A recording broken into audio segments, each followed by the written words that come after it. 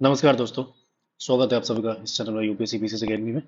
मैं हूं आपका guide and mentor Subodh Rai and presently working as finance administrative officer. तो दोस्तों आज हम लोग करेंगे डिस्कशन किस चीज़ का, तो वो होगा ज्योग्राफी का। और ये फिजिकल ज्योग्राफी है, वर्ल्ड ज्योग्राफी है, राइट। और ये क्या है, तो घटना चक्र का एक पॉइंटर है। तो यहाँ से हम लोग करेंगे अपना डिस्कशन, है ना, क्योंकि देखो ज्योग्राफी जो काफ़ी इंपॉर्टेंट चीज़ है, तो बिल्कुल आप लोग को जानना चाहिए इसके बारे में। ठीक है, देखिए पहला जो क्वेश्चन हमारा रहेगा, फटाफट हम लोग जल्दी से स्टार्ट करेंगे। और हाँ, अभी तक हमारे चैनल को आपने सब्सक्राइब नहीं किया है तो कृपया करके हमारे चैनल को सब्सक्राइब कर लीजिए, ताकि आपको सारे है ना नोटिफिकेशंस पता चलेगा कि कब कौन सा वीडियोज में डाला हूँ। और हाँ, आजकल हम लोग लाइव भी आते हैं लगभग 10 बजे के आसपास, और इवनिंग में भी कभी कभी आते हैं। ठीक है, तो आप भी वहाँ पे ज्वाइन कर सकते हो लाइव में, है ना। बहुत सारी चीज़ें हम लोग रोज़ मतलब टॉपिक हम दे देते हैं पहले ही, करंट अफेयर प्लस एक स्टैटिक सब्जेक्ट रोज़ हम लोग डिस्कशन करते हैं वहाँ पे, राइट। तो चलिए बिना विलंब किए हुए हम लोग स्टार्ट करते हैं। और ये है आपका पहला जो टॉपिक वो दिया है, वो किस चीज़ का है, तो वो यूनिवर्स के बारे में दिया गया है ना। तो ध्यान देंगे इस चीज़ को। पहला टॉपिक जो है यूनिवर्स वाला है।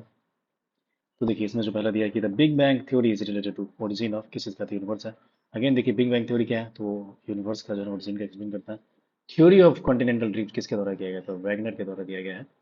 And Milky Way is classified as, तो देखो स्पायरल जो गैलेक्सी होते हैं वो क्लासिफाई करते हैं हम। आगे देखिए इसमें दिया है कि time taken by the sun to revolve around the centre of our galaxy क्या है, तो 25 करोड़ ईयर है गाइस, है ना। ध्यान देंगे इस चीज को। Time taken by the sun to revolve around the centre of our galaxy जो है ना, वो कितना है, तो 25 करोड़ ईयर्स हो गए। एंड देन आपको पता होना चाहिए the colour of the star indicates, ये क्या होता है, तो टेम्परेचर को इंडिकेट करता है। ठीक है। And time taken by the sun to revolve around the centre of our galaxy जो है, ये 25 करोड़ ईयर हो जाएगा। एंड देन नेक्स्ट हम लोग बात करेंगे limit beyond which star suffer internal collapse is called. इसको बोलते हैं हम लोग चंद्रशेखर लिमिट बोलते हैं ना। The limit beyond which stars suffer internal collapse is called as Chandrasekhar limit. Okay, आगे बात करेंगे हम लोग which is celestial phenomena occurring due to a star, तो ये क्या हो जाएगा, तो ब्लैक होल हो जाएगा, है ना। ये क्या है इस सेलेस्टियल फेनोमेना है, जो क्या होता है कि स्टार के कारण जो उत्पन्न होता है उसको हम लोग बोलेंगे ब्लैक होल, है ना। और हाँ देखिए ये मटेरियल हिंदी इंग्लिश में है, लेकिन हम लोग कोशिश करेंगे कि अ, इसको हिंदी में भी थोड़ा बहुत आप लोगों को बताऊं। हालांकि ये इजी लैंग्वेज है, बहुत ज़्यादा टफ नहीं है, वन लाइनर है। तो आप जो हिंदी माध्यम के बच्चे हैं वो भी आप इसको इजीली समझ सकते हो, है ना। तो ऐसा कुछ नहीं है, तो ध्यान से आप लोग पढ़ेंगे जो भी यहाँ पर है। ठीक है, तो गाइस नेक्स्ट हम लोग बात करेंगे क्या चीज़, है ना।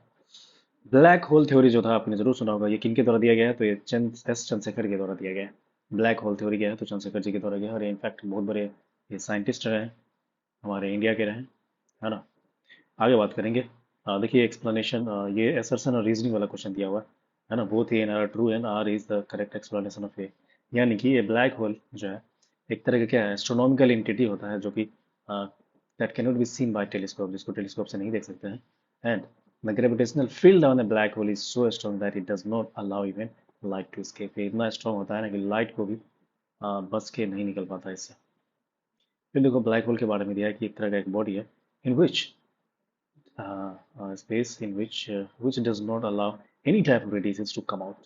This property is high density, क्योंकि इसका इतना ज़्यादा डेंसिटी रहता है ना कि लाइट जो है वो भी उससे स्केप नहीं कर पाते, बहुत ही ज़्यादा डेंसिटी होता है। मतलब एक देखो जैसा सरसों का एक जो राई राई का जो होता है ना, राई का एक कण जो होता है, छोटा सा, आपको पता होगा कितना छोटा सा वो टुकड़ा होता है उसका डेंसिटी जो है ना उतना बड़ा, यदि मान लो ब्लैक होल आपके पास है ना, तो एकदम एक पहाड़ जैसा हो जाता है डेंसिटी उसका, कितना भयंकर डेंसिटी है उसमें। ठीक है, तो ये चीज़ है। Information about black hole was first provided by किनके द्वारा था, एस चंद्रशेखर जी के द्वारा दिया गया था। The term event horizon and singularity, string theory and standard model जो है are sometimes seen in the news in the context of इनके बारे में है, तो कैसे observation and understanding of the universe के बारे में है। आगे बात करेंगे कि सुपरनोवा के बारे में। देखिए कि दिया है कि ये सुपरनोवा जो है क्या है, एक तरह का डाइंग स्टार होता है। ठीक है, सुपरनोवा क्या है, एक तरह का डाइंग स्टार है। देन आपको पता होना चाहिए how many constellations are in our space, ये होता है 88 कॉन्स्टलेशन। हमारे स्पेस में कितना है, तो 88 है। सुपरनोवा क्या है फ्रेंड, तो ये एक तरह का क्या है, डाइंग स्टार होता है ना, जो मरता हुआ जो तारा होता है उनको बोलते हैं सुपरनोवा। आगे बात करेंगे कि विच one of the following is not an astronomical object. देखिए क्या होता है, ब्रीटल स्टार होते हैं, right. Which one of the following is not an astronomical object, ये होता है ब्रीटल स्टार। आगे बात करेंगे हम लोग, a group of stars arranged in a particular shape is called as a constellations, है ना। ग्रुप ऑफ स्टार्स जो है ना क्या होता है, arrange in a particular shape, है ना, इसको क्या बोलेंगे हम लोग, कॉन्स्टलेशंस बोलते हैं। ओके, जैसे आपको पता होगा जो सप्तर्षि तारा जो होता है एक तरह का कॉन्स्टलेशंस होता है ना। The group of stars arranged in a particular shape, इसको क्या बोलेंगे, कॉन्स्टलेशन बोलेंगे। आगे बात करेंगे हम लोग, नेक्स्ट चीज देखिए फटाफट हम लोग मूव करेंगे फ्रेंड, कि हबल टेलीस्कोप जो था, इट वाज जिसने कैप्चर किया है for the first time detail image of surface of distant star.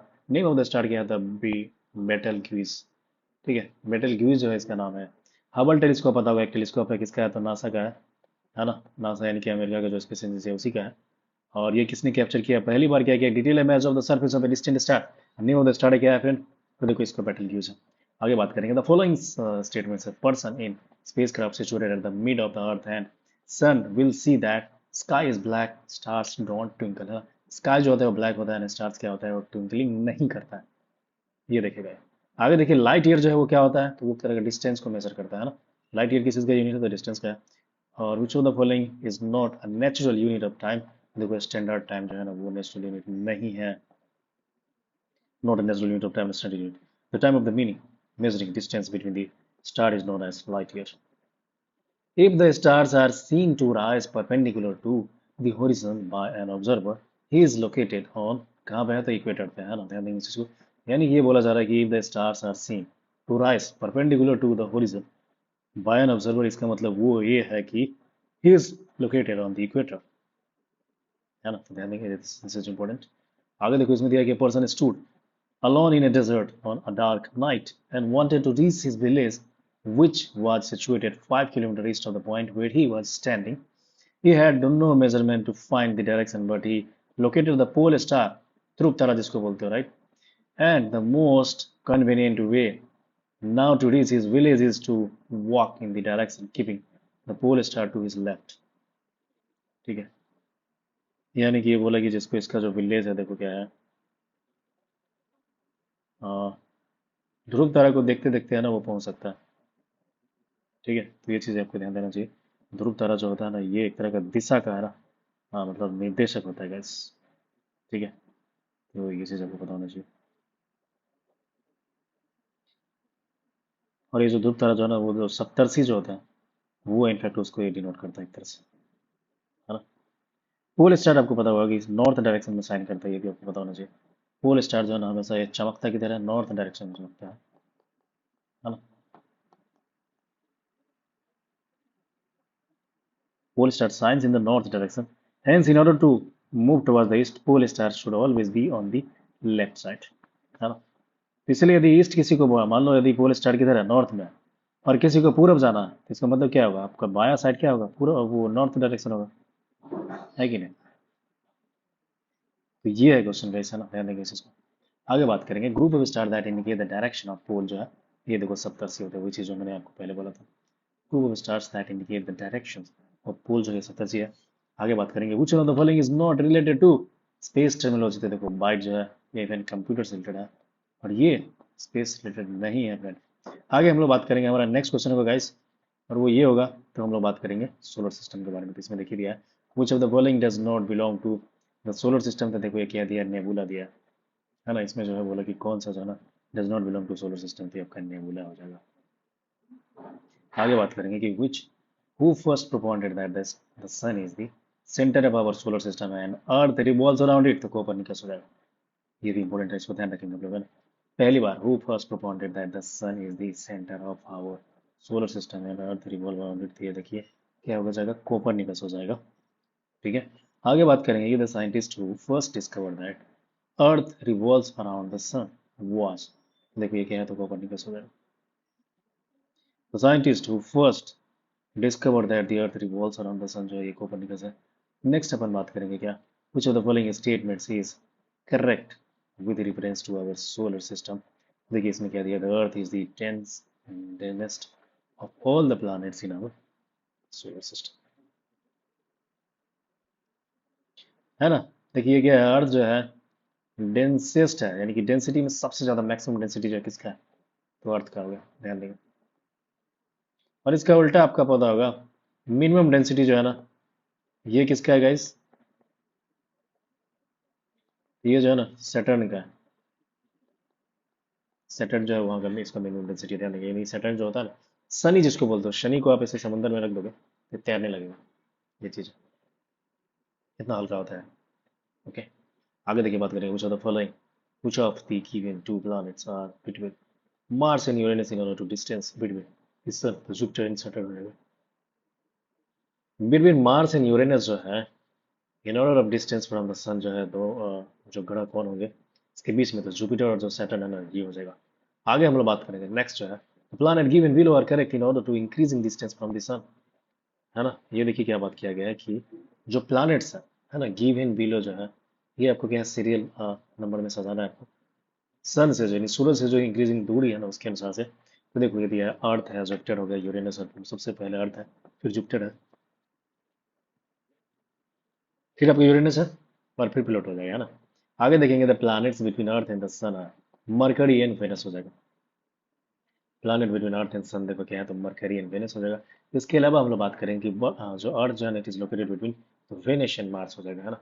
अर्थ देखो क्या है, लोकेटेड कहाँ पर है, तो वेनस एंड मार्स के बीच में, आपको पता ही होगा। What is true about the planet, planets is shine through they are non luminous bodies, ये सही है।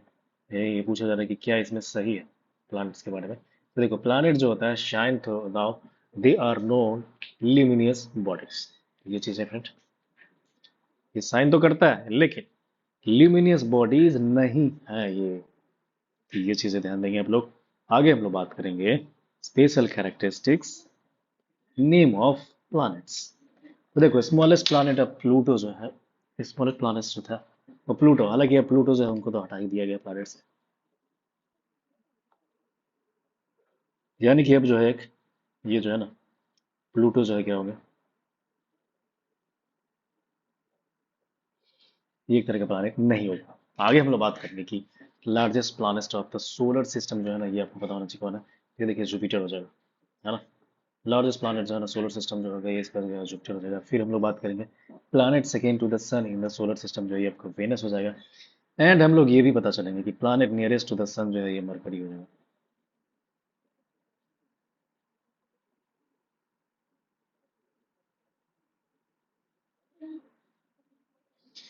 Planet nearest to the sun जो है वो मरकरी हो जाएगा, ठीक है।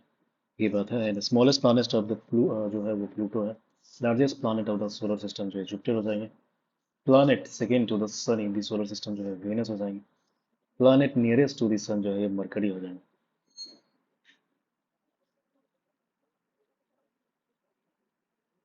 आगे हम लोग बात करेंगे planet nearest to the sun जो है ये मरकरी है, ठीक है।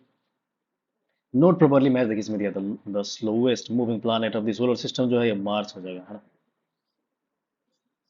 जो स्लोएस्ट है, सबसे जो एकदम स्लो तरीके से जो मूव करता है ना, ये कौन हो जाएगा, तो ये मार्स हो जाएगा। ध्यान देंगे इस चीज को एकदम, ठीक है। बार बार ये लोग आप लोग को रिवाइज करना है इस चीज को फ्रेंड, नहीं तो एक बार पढ़ोगे तो भूल जाओगे। Revision is the key of success. चलिए मूव करेंगे हम लोग फटाफट, ठीक है। चलिए हमारा अगला क्वेश्चन रहेगा। हमने अभी क्या पूछा था, नोट प्रॉपर्ली मैच्ड के बारे में, इसमें देखिए दिया हुआ है। तो ये था slowest moving planet of the solar system जो है, ये आपका दिया था कौन सा था, तो ये मार्स हो जाएगा,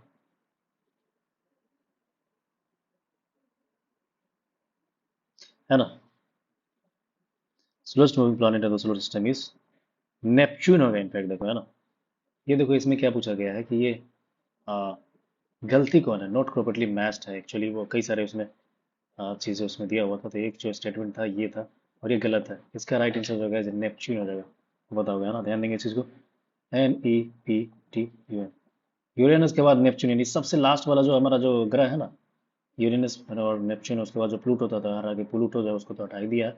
अब नेपच्यून हो गया, तो याद रखेंगे आप लोग कि नेपच्यून में क्या है, बहुत धीरे चलता है जी, समझ रहे ना, वो बोलते हैं ना अपना, ये बहुत स्लो है एकदम, चलता ही नहीं, सोया हुआ रहता है।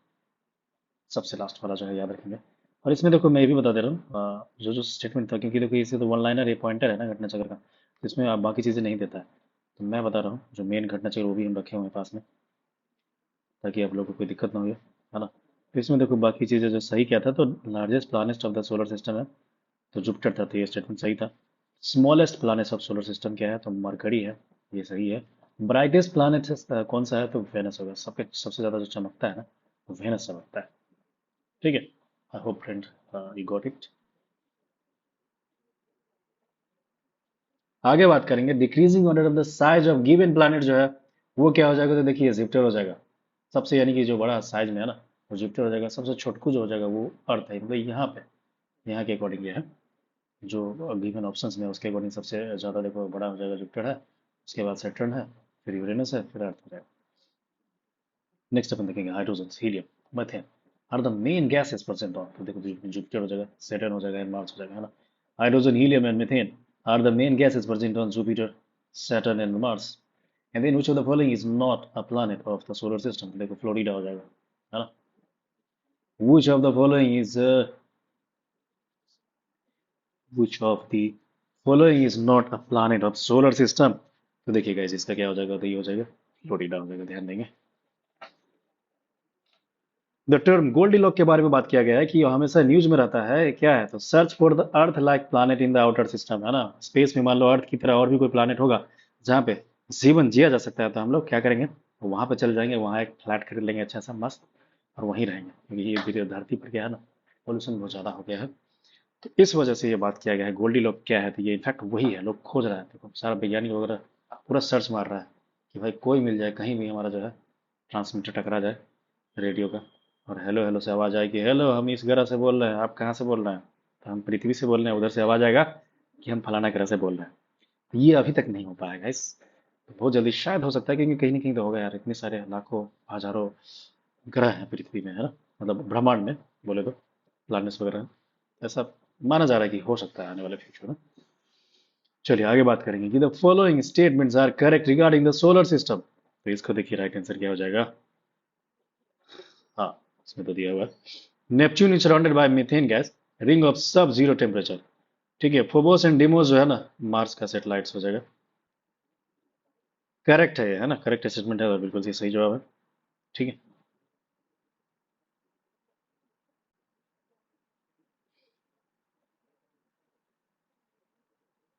ओके, यानी कि देखिए क्या दिया, following statements are correct regarding the solar system, तो Neptune is surrounded by methane gas, ring of the sub zero temperature. ठीक है, फोबोस एंड डेमोस जो है ना टू सैटेलाइट ऑफ मार्स, तो ये भी सही जवाब है, मार्स का है guys, ध्यान देंगे इस चीज को। आगे देखिए, Uranus is a planet, moon is a satellite, natural satellite, and Halley is a comet,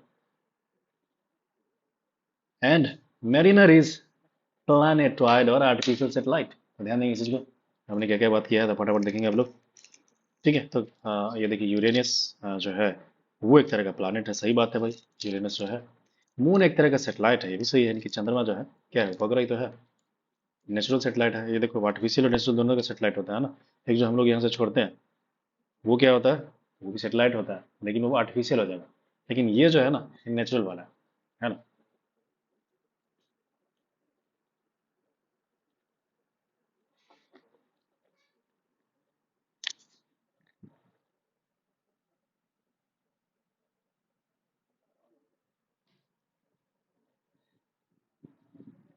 okay point guys, है ना। तो चलिए वन सेकंड, कहाँ पे थे हम लोग, तो हम लोग थे यूरेनस के बारे में बात करेंगे। Uranus is a planet, moon is a satellite, Halley comet. ठीक है, तो ये सारा हो गया। मेरिनर जो एक तरह का देखो प्लैनेट या फिर आर्टिफिशियल सेटेलाइट है ना।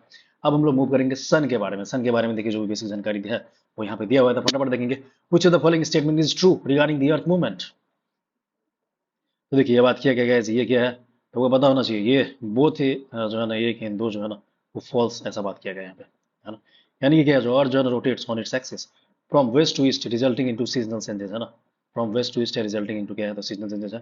फिर क्या बोला कि अर्थ जो रिवोल्यूशन है ना, earth revolutions around the sun results into occurrence of the day and night on the earth, है ना, ये दिया गया है। तो दिया कि बोथ एक इन दो जो है गाइस फॉल्स है, इनफैक्ट राइट, क्या है ये, फॉल्स है, ध्यान देंगे इस चीज में।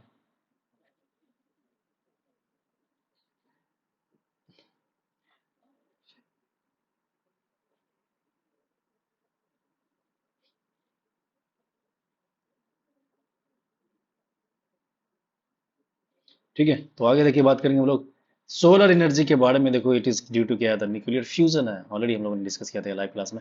सोलर एनर्जी होता है ना वो न्यूक्लियर फ्यूजन होता है ना। हाँ आपको पता होगा, फ्यूजन और फिजन होता है, F5 वाला जो होता है गाइस, वो क्या होता है, उससे परमाणु बम बनता है। लेकिन FU वाला होता है, इससे क्या होता है, सोलर एनर्जी इसी से प्राप्त होता है, हाइड्रोजन और हीलियम होता है इसमें। एंड जो आपका हाइड्रोजन बम होता है वो भी न्यूक्लियर फ्यूजन पे आधारित होता है, तो ध्यान देंगे इस चीज को।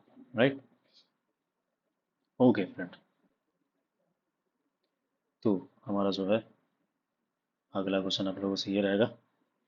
डायमंड रिंग जो है एक तरह का फेनोमेना होता है ना, observe only along the peripheral region of the totality trap. ये दिया है डायमंड जो रीजन है ना, ये इसके बारे में लिख दिया कि diamond ring is a phenomena observe only along the peripheral region of the totality trial. ये सही दिया है, ध्यान देंगे इस चीज को, है ना। इसके अलावा हम लोग बात क्या करेंगे, द सोलर एक्लिप्स अकर्स, ये न्यू मून को होता है ना। सोलर एक्लिप्स कब होता है फ्रेंड, तो ये देखो न्यू मून को होता है। डायमंड रिंग के बारे में देखो, आपके बारे में बता रहा हूँ कि डायमंड रिंग जो होता है, effect occurs at the beginning and and of the totality during a total solar eclipse, है ना। जब सोलर एक्लिप्स जो होता है ना, सूरज ग्रहण लगता है, तो उसी में डायमंड रिंग एक तरह का फेनोमेना होता है, घटना होता है जो घटित होता है, आपको ध्यान देना चाहिए। As the last bits of sunlight pass through the valley on moon's limb and faint corona around the sun is just becoming visible, it looks like a ring with a glittering diamond in it. Notably, a total solar eclipse cannot last for more than 7.5 minutes. तो basically देखो, मोटा मोटी हिंदी में बात किया जाए तो diamond ring तरह का रिंग होता है, जो कि फुल सूरज ग्रहण जो होगा ना, हाफ वाला नहीं, देखो सूरज ग्रहण कई तरह का होता है, हाफ होता है जिसमें थोड़ा कम रहेगा, और एक फुल होता है पूरा सूरज ढक जाता है, पूरा अंधेरा हो जाएगा एकदम, है ना। तो ये फूल वाला में ये उत्पन्न होता है, एक तरह का फेनोमेना है। उसमें रिंग जैसा होता है, आकार जैसा होता है, राउंड राउंड हो गया, तो उसी को बोलेंगे डायमंड रिंग। सूरज पता चलेगा, आपको लगेगा कि डायमंड जो है ना रिंग है ना।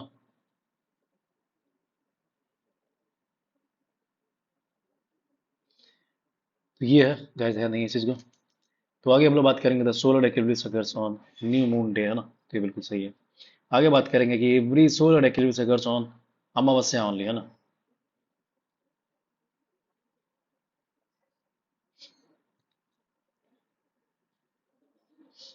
Every solar eclipse occurs on Amavasya only, है ना।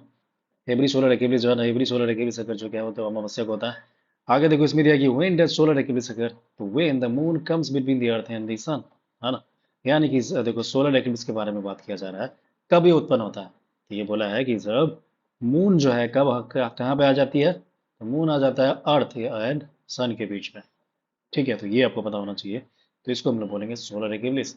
और लूनर एक्लिप्स कब होता है, तो उसमें आपका जो है अर्थ आ जाएगा इसमें, है ना। यानी कि जो धरती है, सूरज और चंद्रमा के बीच में जब धरती आ जाती है, तो उस कंडीशन में जो आपका हो जाएगा, वो जो लूनर वाला हो जाता है वो होता है ना। तो सोलर देखो याद रखिए, एवरी सोलर कब होगा, अमावस्या में ही होता है। और सोलर एक्लिप्स अगर सो न्यू मून मतलब अमावस्या ही होता है, सेम चीज है। आगे देखिए इसमें दिया है कि चंद्र मतलब सूरज ग्रहण जो होता है achieves totality only in the limited geographical regions because the size of the shadow of the moon on the earth is small as compared to the cross section of the earth। ये reason है इसका, ये पता होना चाहिए आपको। अगला देखिए इसमें दिया कि sun's halo is produced by the refraction of the light in icy crystal in cirrus clouds, है ना। Sun's halo is produced by the refraction of light in icy crystals in cirrus clouds। आगे बात करेंगे कि one astronomical unit जो है is average distance, है ना। इसमें दिया बिटवीन अर्थ एंड सन हो जाएगा। वन एस्ट्रोनॉमिकल यूनिट जो है ना is average distance between earth and sun हो जाएगा, ध्यान देंगे इस चीज को। आगे हम लोग बात करेंगे क्या था, एवरेज और mean distance between the earth and the sun जो है ना वो क्या है, 150 इंटू 10⁻⁶ किलोमीटर हो जाएगा, ठीक है। द एवरेज और mean distance between the earth and the sun जो है ना ये कितना है, तो 150 इंटू 10⁻⁶ किलोमीटर है, ध्यान देंगे इस चीज को। आगे देखिए अपन बात करेंगे क्या, the distance between the earth and the sun is 149.6 million kilometre हो जाएगा ना। डिस्टेंस बिटवीन जो है ना अर्थ एंड द सन जो है ना, ये आपको पता होना चाहिए, ये क्या है, तो 149.6 मिलियन किलोमीटर है। Okay, that is very very far, है ना, बहुत ज़्यादा दूर है यार। 149 समझ रहे हो, मिलियन किलोमीटर हो जाएगा इतना दूर। और एवरेज या mean distance between earth and sun जो है, वही चीज़ सेम यहाँ पे दिया कि 150 गुने 10⁻⁶ किलोमीटर हो जाएगा। और एस्ट्रोनॉमिकल यूनिट हम लोग ऊपर में देखा, अर्थ एंड जो सन है ना उसके बीच का होता है गाइस।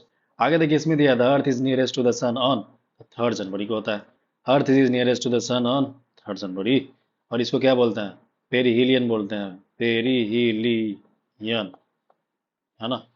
थर्ड जनवरी हो जाएगा। Size of sun is how many times bigger than that on the earth. तो देखो 109 टाइम्स से क्या बात है, यानी कि 109 पृथ्वी को तुम उसमें रख दोगे ना भाई, तब क्या बनेगा, सूरज बनेगा एक, है ना। इतना मतलब सूरज जो है वो इतना बड़ा है साइज में, लेकिन इतना डिस्टेंस ही इतना दूर है कि वो इतना छोटा दिखता है, क्योंकि बहुत ज़्यादा मिलियन की, मतलब देखो 149.6 यानी कि लगभग 150 मिलियन किलोमीटर है ना।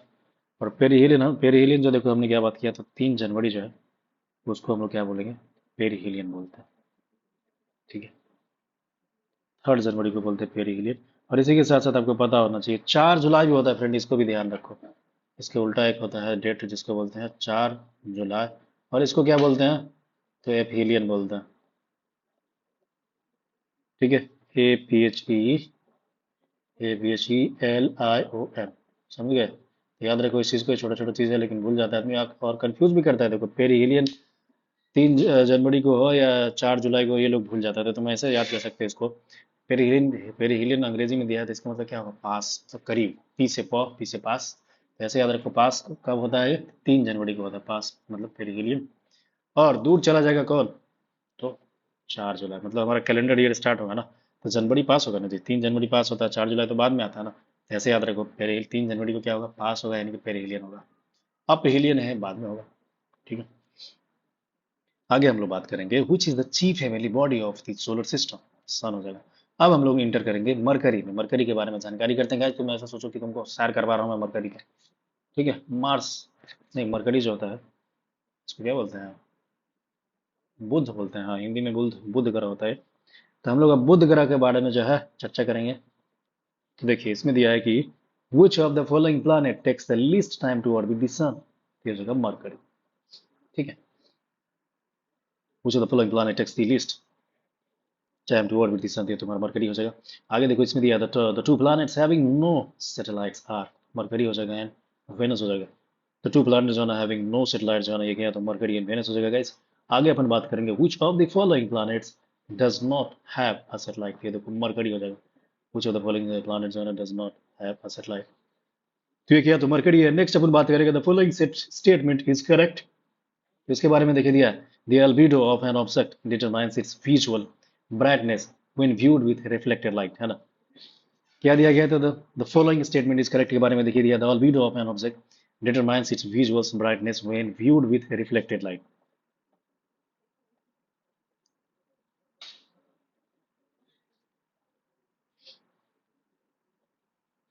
The following satellite is correct के बारे में क्या दिया कि the albedo of an object determines its visual brightness when viewed with reflected light, है ना।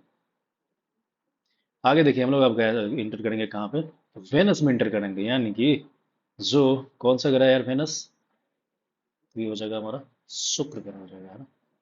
यस, इसको हिंदी में बोलते हैं शुक्र ग्रह, वेनस। तो देखिए इसके बारे में दिया the hottest planet of the solar system जो है वेनस है, इनकी सबसे गर्म प्लैनेट का बात किया जाएगा तो वेनस हो जाएगा।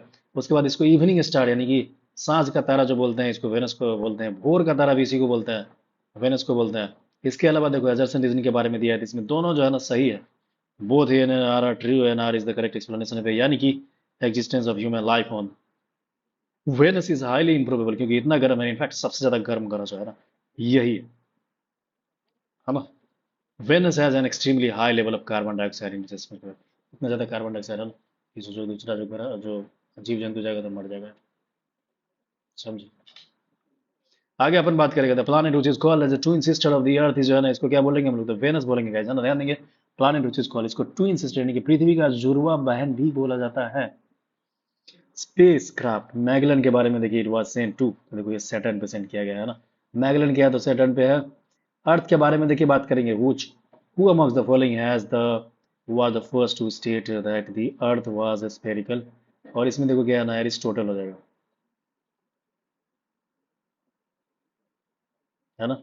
Who amongst the following was the first to state that the earth was spherical, तो देखो क्या है ना, एरिस्टोटल, यानी कि जो अरस्तु होता है ना वो हो जाएगा।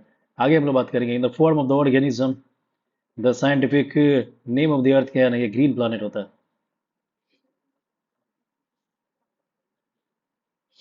Who among the following was the first to state that the earth was spherical, होगा तो एरिस्टोटल हो जाएगा, अरस्तु हो जाएगा। In the form of the organism, the scientific name of the earth जो है ना वो क्या होगा, ये हो जाएगा ग्रीन प्लैनेट, है ना, in the form of the organism. तो scientific name of the earth क्या है तो ग्रीन प्लानट हो जाएगा। आगे हम लोग बात करेंगे, हम लोग किसके बारे में बात करते हैं, देखो अर्थ के बारे में नहीं, पृथ्वी के बारे में बात कर रहे हैं। वो among the following the first to state that earth was spherical. अरस्तु जो था guys, this is very important, आप ध्यान देंगे इस चीज को। अरस्तु एक आदमी था जिसने क्या बोला कि अर्थ जो है वो स्फेरिकल होता है। आगे फिर दिया गया कि इन the form of the organism the scientific name of the earth क्या है तो ग्रीन प्लानट है। डायमीटर किसका इतना इसका कितना होता था, देखो 12,800 किलोमीटर होता है डायमीटर। इसके बारे में हम लोग आगे बात करेंगे। तो नेक्स्ट जो दिया फॉल्स, ये इज फॉल्स एंड आर जो है ना वो ट्रू है गाइस, यानी कि ये वाला जो स्टेटमेंट जो है गलत है और ये सही है, यानी कि earth is not a perfect sphere, नहीं है, देखो थोड़ा सा चिपटा है ये है ना ऊपर में जो है, पूरी तरह से परफेक्ट स्फेयर ये नहीं है। और ये ऊपर वाला गलत स्टेटमेंट दिया कि moving from one place on earth to another place of high altitudes the weight of an object decreases, वो इनफैक्ट इंक्रीज करेगा। जो वेट जो है ना गाइस वो क्या होगा तो इंक्रीज करेगा, है ना। नेक्स्ट अपन देखेंगे कि unlike the fluid core of the earth, the core of the moon जो है ना वो क्या था विस्कस लिक्विड होता है। Unlike the fluid core of the earth, the core of the moon है ना जो वो देखो क्या होता है विस्कस लिक्विड है ना। विस्कस लिक्विड है मतलब थोड़ा सा चिपचिपा टाइप का है, पूरी तरह से जो है ना लिक्विड नहीं है।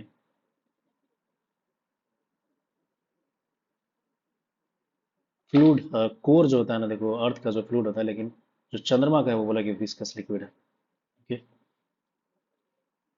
आगे देखिए इसमें दिया है chemical statement found in the abundance in the earth crust जो है ना आपका ऑक्सीजन है, सबसे ज्यादा जो है ना ऑक्सीजन पाया जाता है, उसके बाद सिलिकॉन होता है, फिर एल्यूमिनियम होता है ना। ऑक्सीजन के बाद देखो क्या है सिलिकॉन है गाइस। सिलिकॉन का यार स्पेलिंग क्या होता है, शायद ये और सिलिकॉन और हाँ इसके अलावा ये जो है ना एल्यूमिनियम होता है, एल्यूमिनियम। ठीक है, तो ध्यान देंगे इस चीज़ को, सबसे ज़्यादा जो है ना ऑक्सीजन पाया जाता है किस चीज़ में तो ये क्रस्ट होता है ना। आगे बात करेंगे, देखिए time taken by light emitted from sun to earth जो है ना कितना होता है, देखो 8 मिनट्स होता है लगभग, है ना। ध्यान देंगे इस चीज़ को, 8 मिनट्स के आसपास होता है, 8 मिनट कुछ सेकेंड है एक्जैक्टली, वो आई थिंक ये यहाँ पे नहीं दिया गया है। ठीक है, 8 मिनट कुछ सेकेंड है।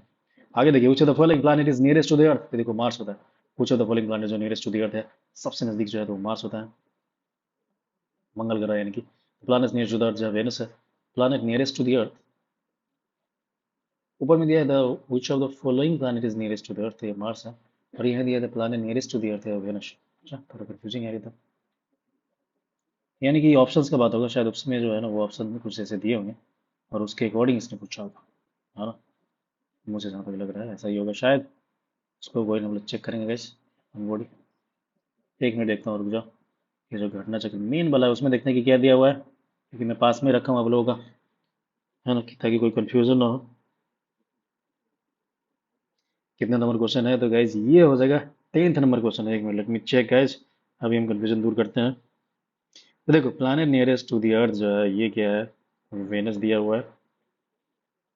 ठीक है, डिस्टेंस फ्रॉम द अर्थ जो है वो इसमें यहाँ पे दिया हुआ डेटा हमारे पास है। तो देखो वेनस जो है वो इनफैक्ट सबसे नज़दीक होता है ना।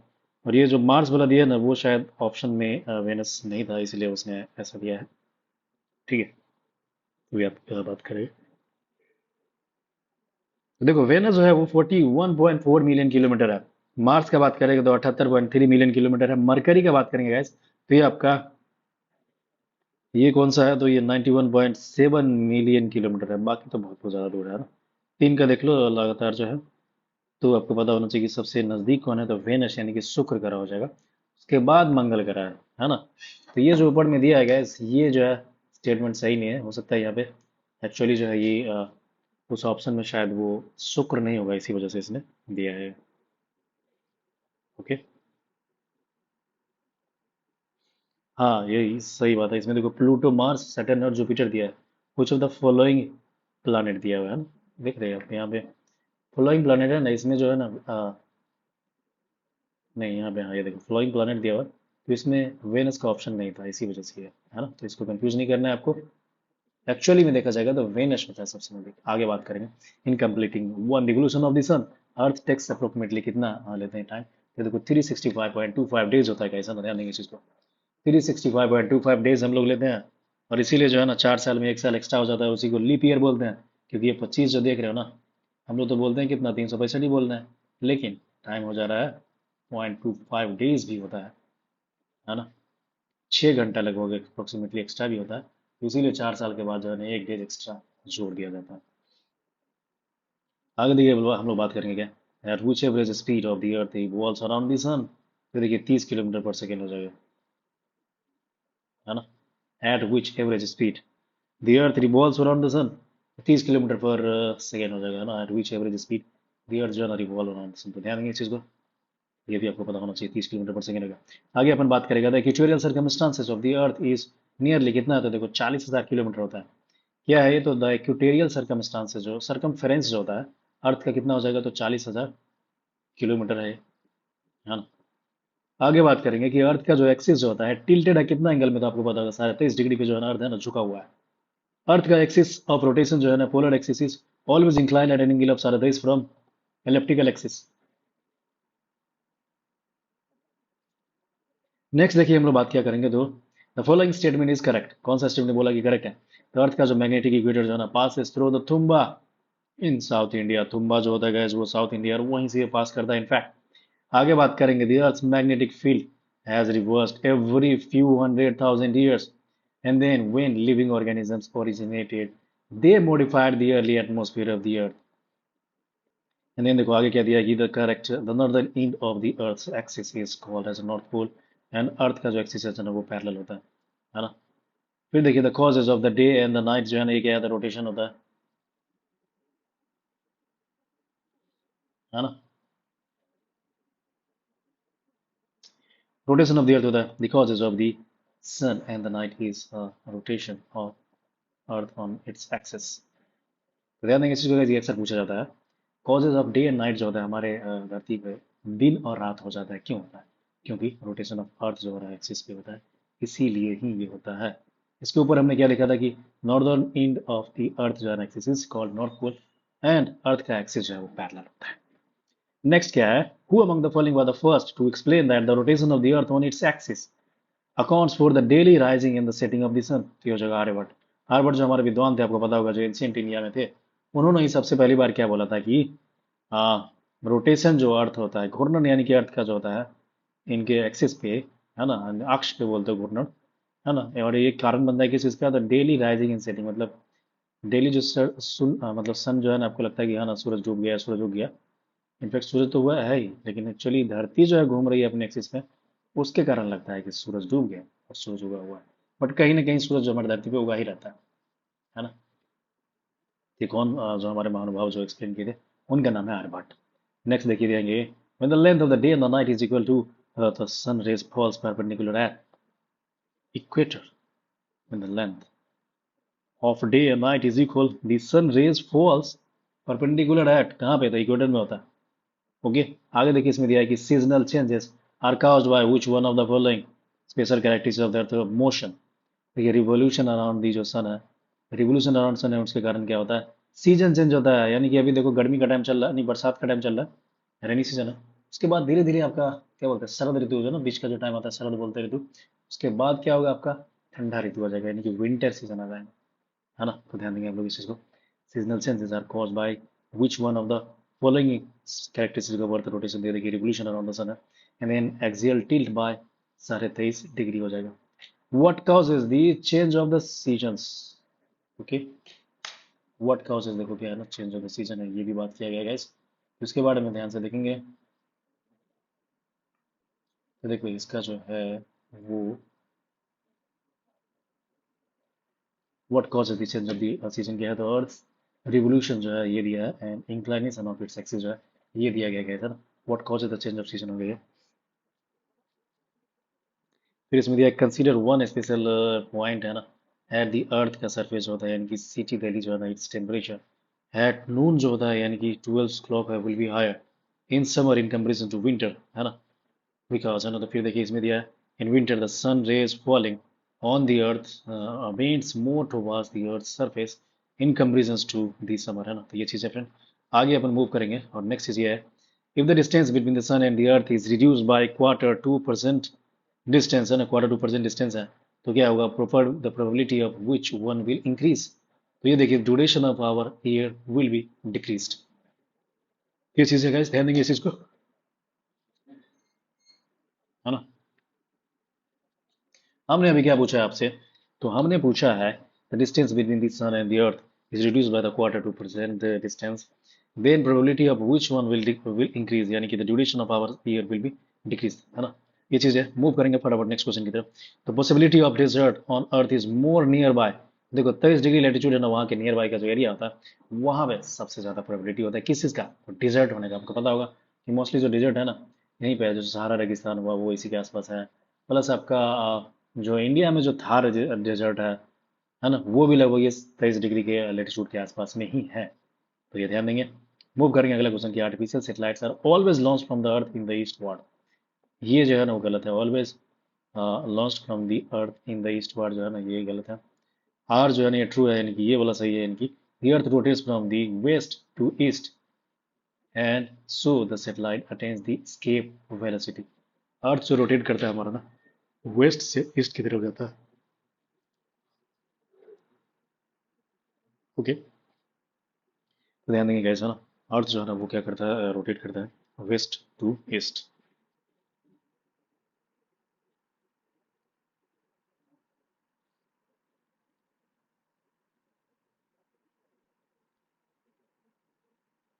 तो इसका एक्सप्रेशन दिया हुआ है क्या कि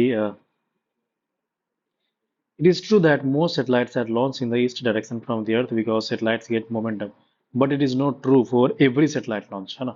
Satellites to orbit poles is launched in the direction of north or south, है ना. देखो ये जो स्टेटमेंट है थोड़ा एक्सट्रीम स्टेटमेंट है ना, ऑलवेज नहीं होना चाहिए. ठीक है, मोस्टली यही होता है. आपने देखा होगा इंडिया में भी सेटेलाइट कहाँ लॉन्च किया जाता है, श्रीहरिकोटा जो है मोस्टली वहां से किया जाता है.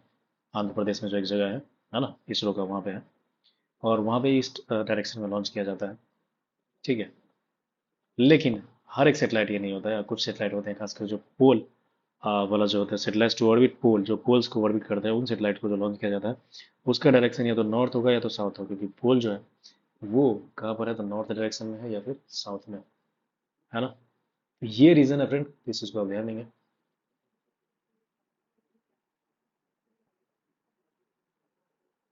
ओके, और earth rotates from the west to east, ये बिल्कुल सही है. इसलिए तो आपको लगता है कि सन जो है यानी कि सूरज जो है पूर्व से पश्चिम की तरफ जा रही है, बल्कि एक्चुअली में क्या होता है कि हम लोग पश्चिम से पूर्व की तरफ जाते हैं, यानी कि धरती जो है मूव करती है पश्चिम से पूर्व. चलिए नेक्स्ट हम लोग बात करेंगे, वो है हमारा अगला क्वेश्चन. ये बोल रहा है कि ये बॉल जो होता है, यानी कि एक गेंद जो होता है क्या करता है, थ्रोन करेंगे outside from an artificial satellite, है ना, रिवॉल्विंग अराउंड द अर्थ. तो ये क्या होगा, revolve around the earth in the same orbit with the same time period as satellite, है ना.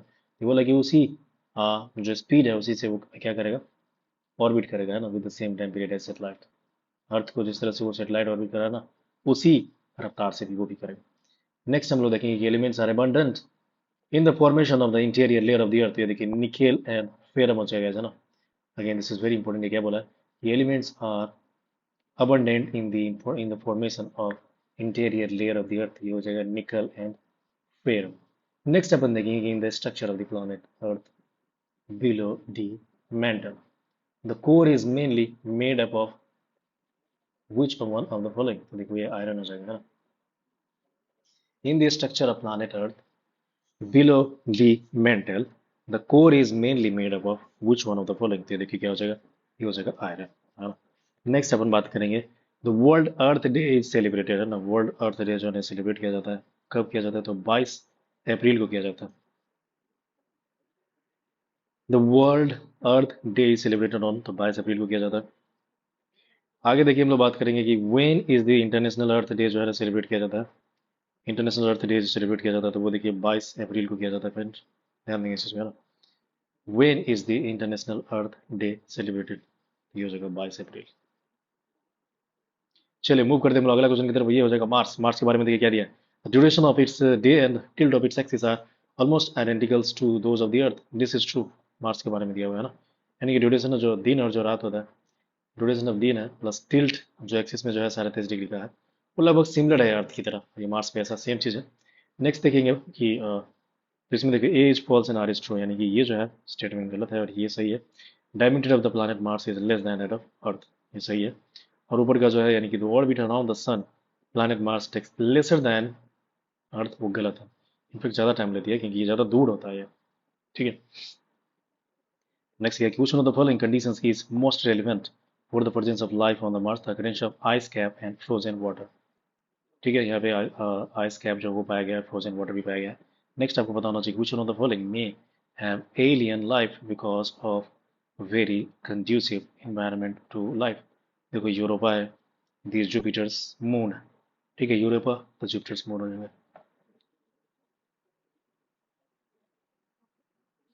नेक्स्ट हम लोग को पता होना चाहिए कि phoenix Mars landed on the surface of Mars on, तो देखिए क्या है, तो 26 मई 2008 हो जाएगा। Phoenix Mars lander landed on the surface of Mars 2008 को। जुपिटर के बारे में देखते हैं, the moon of the planet. Jupiter भी डिस्कवर्ड बाय तो गैलीलियो के द्वारा डिस्कवर किया गया है ना। मून जो प्लानट जुपिटर है ना, वो किया गया गैलीलियो का। And which is the largest planet in the solar, तो जुपिटर हो जाएगा। और इसमें देखो हैवीएस्ट प्लानट भी है, ये भी जुपिटर ही हो जाएगा। And which planet takes maximum time for one revolution around the sun जो है, तो ये हो जाएगा जुपिटर हो जाएगा, ऐसा ना। ध्यान देंगे इस चीज़ को, दिस इज वेरी इंपॉर्टेंट।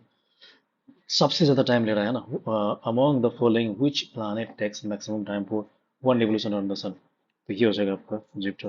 ये देखिए ओवरऑल नहीं है, इनफैक्ट जो ऑप्शन यहाँ पर होगा ये उसी के अकॉर्डिंग किया गया है, बात किया गया है। कुछ ऑफ द फॉलोइंग जो है देखो इसमें कह दिया है।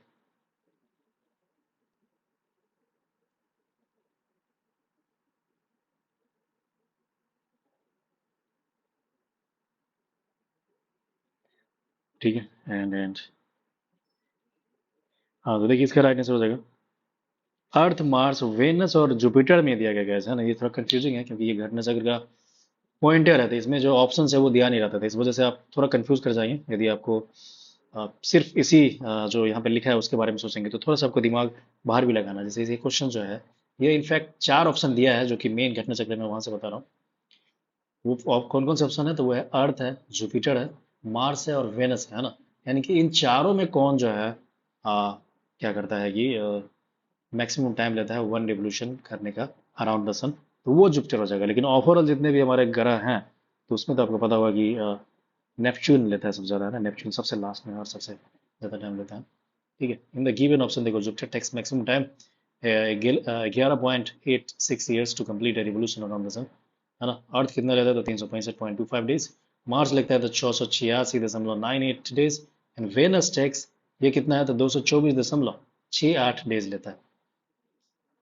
ठीक है, तो ये है गाइस, इट्स वेरी कंफ्यूजिंग, तो थोड़ा सा आप लोग अपना दिमाग खुला रखेंगे यहाँ पे। आगे बात करेंगे, ring of the Jupiter is compose of, देखो सिलिकेट से मिलकर बना होता है ना। रिंग ऑफ द जुपिटर होता है ना guys, ये सिलिकेट से मिलकर बना होता है। नेक्स्ट हम लोग मूव करेंगे फटाफट अगले क्वेश्चन की तरफ।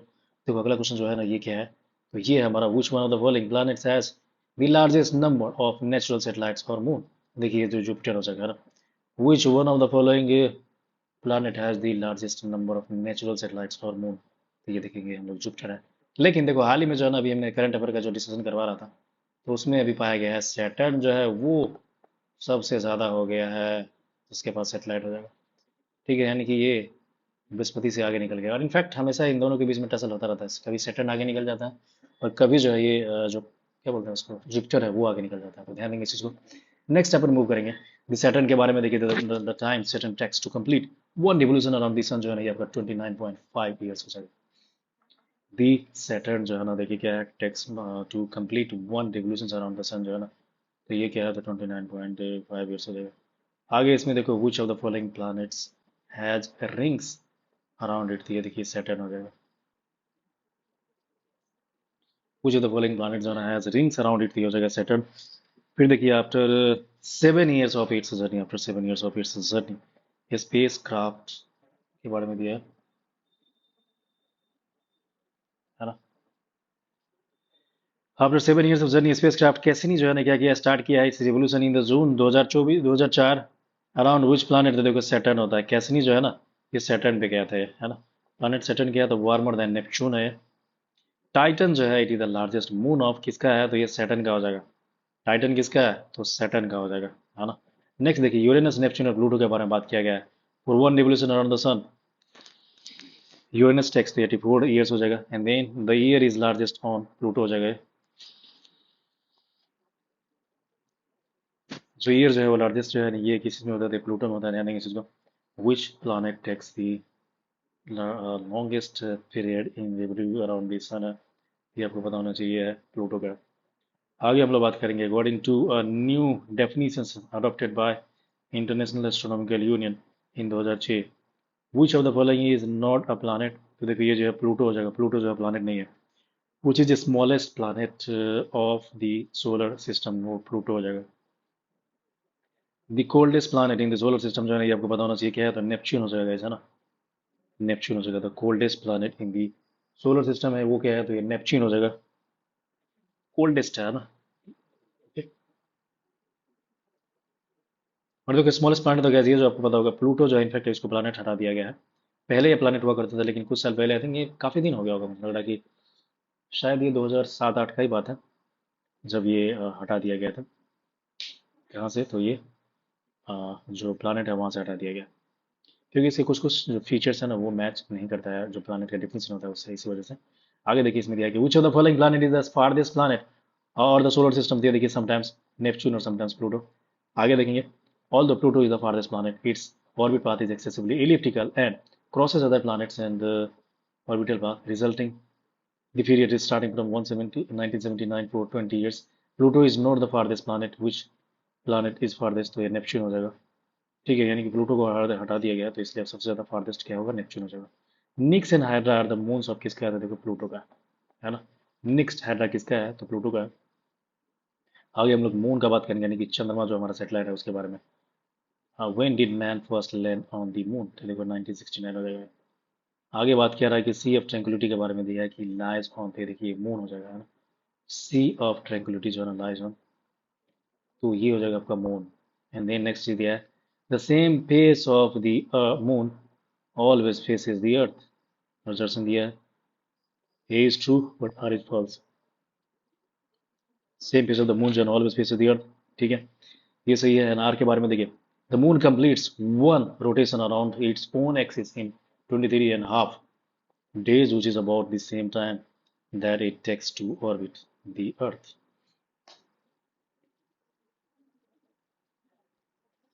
The same face of the earth always face the moon, है ना, ये बिल्कुल सही जवाब है ना। और नॉर्थ जो है वही दिखता है, साउथ वाला नहीं दिखता है। और दूसरा जो है रीजन जो दिया है ये गलत है, यानी कि the moon completes one rotation around its axis in 23.5 days, which is about the same time that it takes to orbit the earth, जो कि गलत है। आगे फटाफट हम लोग बात करेंगे हजरसन रीजनिंग के बारे में। देखो दिया बोथ ए एंड आर जो है ना शुरू ट्रू है, and R is the correct explanation of A, यानी कि only one side of the moon का जो है ना सरफेस विजिबल होता है अर्थ से, and the period of rotation of the जो है ना मून जो है ना on its axis is equal to period of its revolutions around the earth. Next अपन बात करेंगे गाइस की नेक्स्ट क्या होगा, on the surface of the moon क्या है, two persons can not listen to each other as, है ना, फिर क्या है, तो there is no atmosphere on the moon, as there is no atmosphere on the moon, ये चीज है। आगे बात करेंगे when does a lunar eclipse takes place, तो देखो ये दिया है when the earth comes between sun and the moon, है ना। ये दिया कि when does a lunar eclipse takes place, तो इसमें दिया कि when the earth comes between the sun and the moon. ये देखो लूनर होता है, यानी कि चंद्र ग्रहण जो होता है ना, क्या कब होता है, तो जब पृथ्वी जो है क्या हो जाएगी, तो सन एंड चंद्रमा के बीच में आ जाती है, तो lunar Eclipse is caused when earth comes, same चीज दिया। फुल मून यानी कि जो चंद्रमा का जो पूर्णिमा की रात होती है उसी में फुल मून लगता है ना। इन विच सिचुएशन लूनर एक्लिप्स अगर, तो यही होता है। नेक्स्ट अपन बात करेंगे क्या, the main condition responsible for greater brightness of the moon on the full moon जो है ना डे ऑफ 22 दिसंबर 99 वॉज, तो पेरिग्री था, है ना, पेरिजी है, पेरिजी इसको बोलते हैं gas. The main condition responsible for greater brightness of the moon on the full moon day, 99 का बात किया जा रहा था, पेरिगी है। पेरिगी मतलब पास होता है, जब धरती के सबसे पास होता है तो इसको पेरिगी बोलते हैं। और इसी तरह उल्टा होता है गैस, ये अपोगी होता है, इनफैक्ट APOG होता है ना, APOG अपोगी हो जाता है ना, यानी कि सबसे फारदेस्ट वाला। Next, when the moon size is half of the full moon, the angle between the sun the earth and the moon जो है ना वो कितना है, तो 90 डिग्री हो जाएगा, ऐसा ना ध्यान देंगे इसको। When the moon size is half of the full moon, the angle between the sun and the earth on and the moon is 90 degree. आगे देखेंगे, बात करेंगे चूज द ऑड वन के बारे में, तो देखो ये मून हो जाएगा, चूज द ऑड वन, तो ये क्या है, मून है। आगे देखो इसमें क्या दिया, विच of the following is not a planet, तो ये हो जाएगा मून, है ना। विच of the following is not a planet, तो ये क्या है, मून हो जाएगा। नेक्स्ट हम लोग बात करेंगे क्या, और ये क्या है, तो द करेक्ट मैच जो है नहीं क्या है, ये आपका प्लानट है प्लस सेटेलाइट हो जाएगा, कॉमेट हो गया, आर्टिफिशियल स्पेसक्राफ्ट हो जाएगा। देखो प्लानट क्या है तो ये आपका यूरेनस हो गया। सेटेलाइट के बारे में बात करेंगे तो ये मून हो जाएगा, है ना। प्लानट क्या है तो यूरेनस, सेटेलाइट हो जाएगा मून, कॉमेट वो हेले हो जाएगा, एंड आर्टिफिशियल स्पेसक्राफ्ट जो हो जाएगा वो मैरिनर हो जाएगा, है ना। ध्यान देंगे इस चीज़ को। Next moving to the next, yes, the blue moon phenomena occurs when two full moons occur in the same month, है ना। ब्लू मून के बारे में देखो क्या दिया कि phenomena occurs when the two full moons occur in the same month. ठीक है, तो आगे हम लोग बात करेंगे इसकी when any object is taken from the earth to the moon, it its weight जो है ना वो डिक्रीज हो जाता है ना। When any object is taken from the earth to moon जो है ना, तो इसका वेट क्या होगा ना, डिक्रीज करेगा। आगे अपन बात करेंगे the distance of moon from the earth जो है ना इस कितना है तो 364,000 किलोमीटर हो जाएगा, है ना। The distance of the moon from the earth जो है ना वो कितना है तो 364,000 किलोमीटर हो गया। नेक्स्ट हम लोग बात करेंगे country by the sending its Selene, okay, यानी कि selenological and engineering explorer in the orbit of the moon because the first country in the Asia the country which achieved this fame is, तो ये जगह Japan हो जाएगा। Next अपन बात करेंगे एस्ट्रॉइड के बारे में, देखते हैं फटाफट देखते हैं। The group of small pieces of rock revolving around the sun between the orbit of Mars and Jupiter होता है, इसको क्या बोलते हैं, एस्ट्रॉइड बोलते हैं guys. The following statement regarding the asteroid are correct. तो ये जो है आपको पता होना चाहिए कौन कौन सा स्टेटमेंट है। तो ये हो गया asteroids are rocky orbit debris of varying sizes orbiting the sun, सही बात है। And most of the asteroids are smaller but some have diameter as large as 1000 kilometre, क्या बात है, इनकी काफ़ी बड़े भी हैं ये लोग, कुछ छोटे भी हैं बट कुछ बड़े हैं। और ये जो है किसके बीच में पाया जाता है, मार्स एंड ऑर्बिटर के बीच में होता है, ध्यान देंगे। स्ट्रैड बेल्ट बोला जाता है in fact. Difference between asteroid and comet देखो क्या होता है। स्ट्रैड का यानी कि होता है उल्का पिंड बोलते हैं स्ट्रैड को, और कॉमेट जो होता है आपको पता होगा ये क्या होता है, तो ये आपका पुच्छल तारा बोलते हैं कॉमेट्स को, है ना। तो देखिए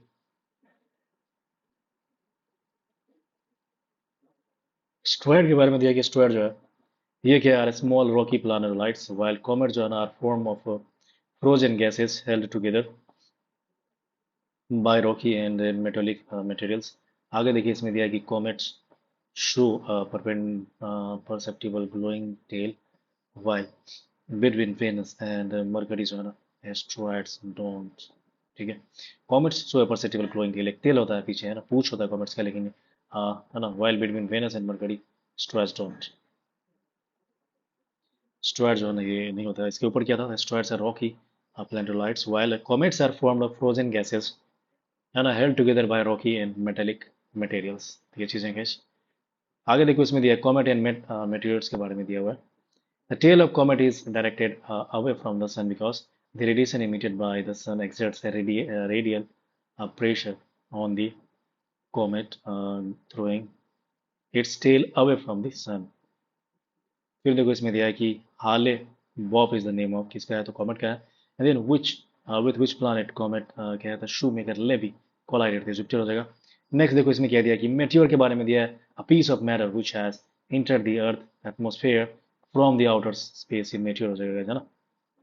तो इसी के साथ हमारा जो है गाइज ये चैप्टर खत्म हो जाएगा, है ना। फिर आगे हम लोग नेक्स्ट चैप्टर से करेंगे नेक्स्ट क्लास में। अभी के लिए हम लोग इतना ही रखते हैं गाइज, है ना। Thank you so much for listening this, and अभी तक हमारे चैनल को सब्सक्राइब नहीं किया है तो कृपया करके सब्सक्राइब कर लीजिए। तो चलिए, thank you so much guys once again, and take care and bye bye.